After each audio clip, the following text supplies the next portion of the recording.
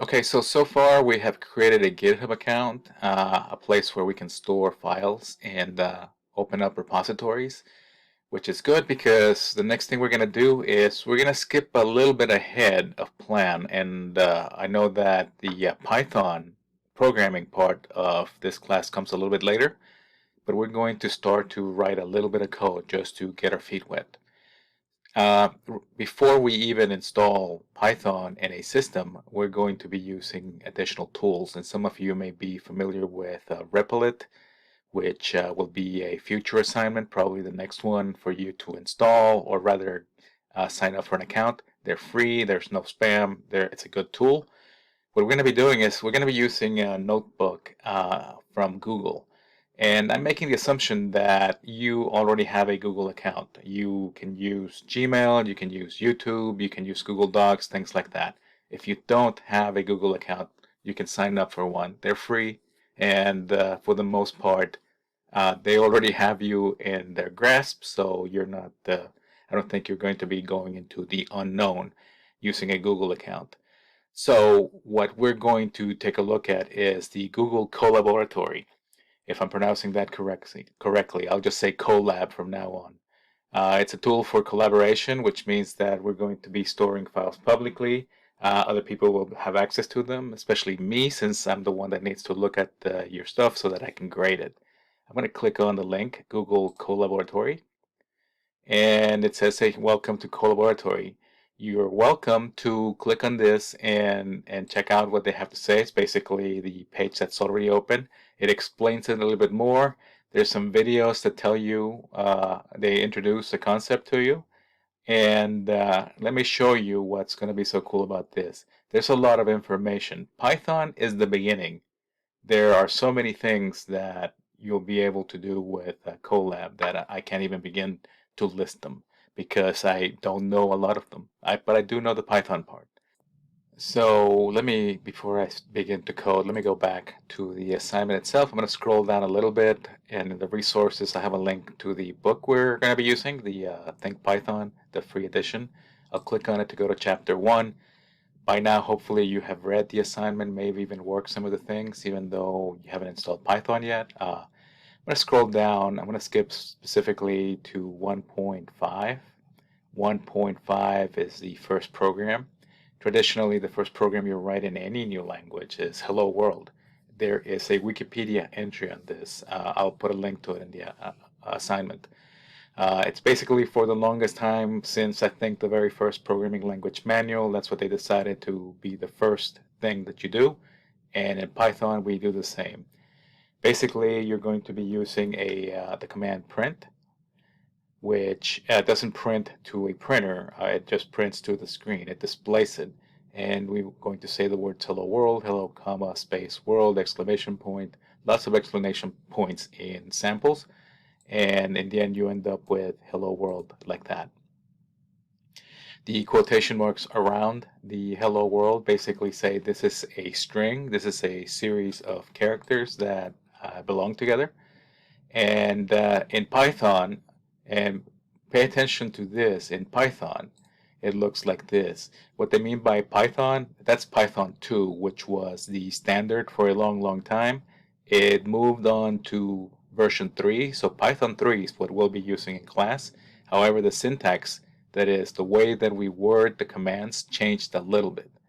So now we're going to say print, open up a parentheses, and then inside we'll have that single quote, hello, comma, world, exclamation point.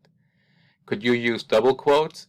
Yes, you could, but you got to stick with one or the other. I will follow the syntax of the book and just use single quotes for strings. So let me then go back to Collaboratory. I'm going to go to the File menu and say I'm going to create a new notebook. So basically just a new space to put my code. And we get this. There are other flavors of notebooks out there, and I may have mentioned some in class. One of them is the Jupyter notebooks, which you have to set up, and I think you have to download and install some code. I rather use this one because it's still free. The other one is free as well. And basically, you are hooking up to a supercomputer that Google has somewhere, and you'll be able to code simple code in Python. The document is currently untitled. I'll click inside of that name, double click to select Untitled 0, and I'll call this 0101, basically Unit 1 first assignment, and then hyphen hello. I didn't mean to have the caps on. I'll do lowercase, and then I have my code and text, but really what I'm looking at here is this line right here. This will allow me to put in commands. The one we just talked about is print. We want to open up a parentheses. It will close it for us automatically. We can still type inside. I'll use the single quotes and say hello, comma, world, exclamation point. Now that's a program. And in order to run it, you can do one of two things. You can press Control and Enter at the same time, or you can click the play button and it will run it. It will also tell you there it's Control Enter to execute. So now that it's executed, it's telling me hello world, and great, that's my first program here in my supercomputer. You're using memory and disk space, and it's running Python 3 somewhere in the Google universe. I can change this code. I can say hello world and add another line with another print statement at the end. I'll just press enter.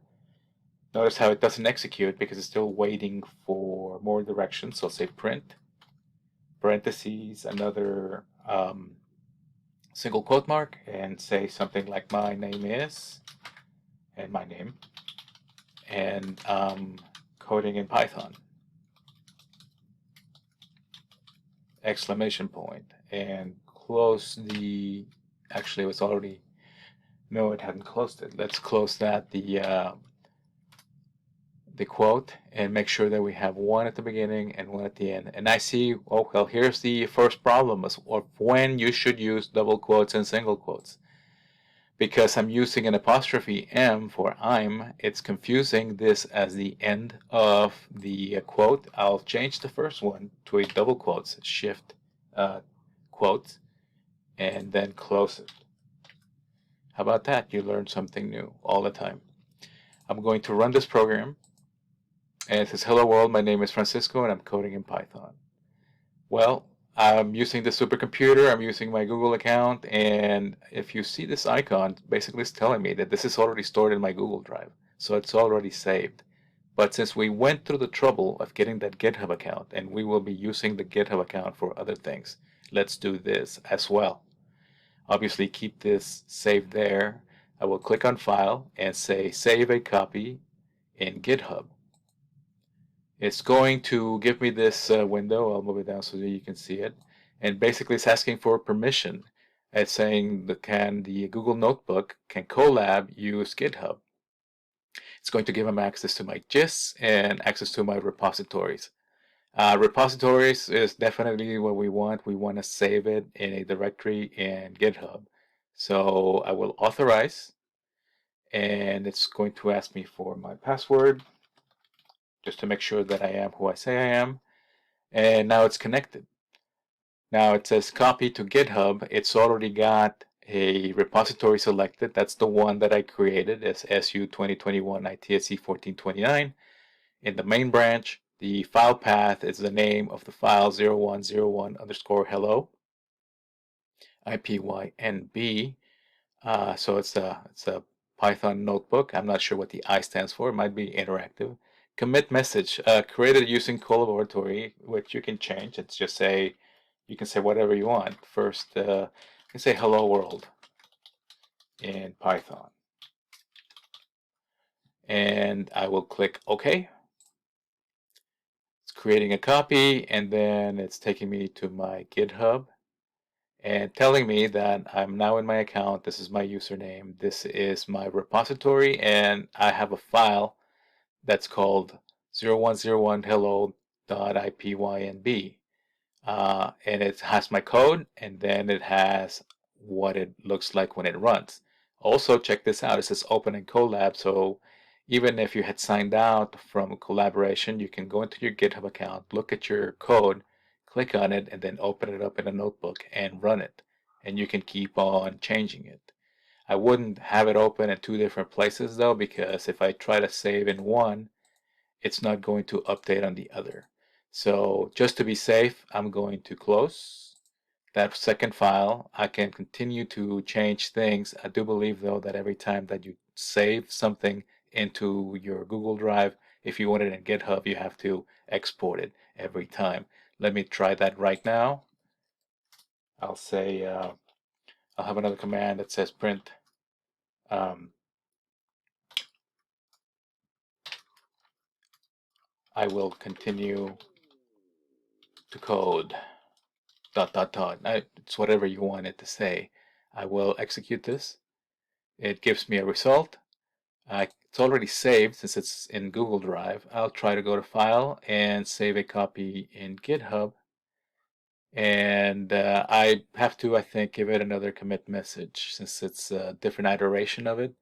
I'll just say my second save of this program and click OK. So now here's my second save of this program, and it's telling me what it is, and it's showing it to me, and it's in my GitHub account. So for you to turn this in, I need you to then go just make sure that you're in your repository and that you have a file called 0101 underscore hello with the correct suffix for the file, which is in this case IPYNB. Copy this address. I selected it. I'm going to copy that. Go into the assignment itself by clicking on the number and then scrolling down to assignment submission, tell it to write a submission, and here press Control V as in Victor and paste it. And that is going to be what you turn in. You can click submit, and I'll be grading it soon.